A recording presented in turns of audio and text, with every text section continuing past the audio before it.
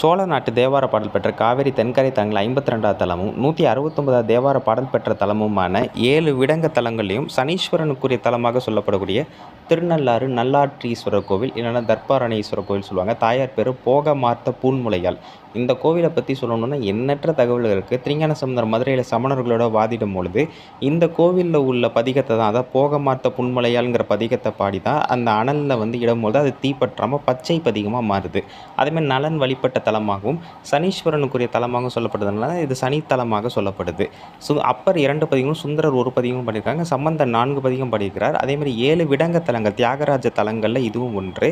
அதில் உன்மத்த நடனம் ஆடுறதுனால இவரை நாக விடங்கர் அப்படின்னு குறிப்பிடுவாங்க. எண்ணற்ற தகவல்கள் கொண்ட கோவிலுங்க. இதை நம்ம ஒரு நிமிஷத்தில் சொல்ல முடியாது.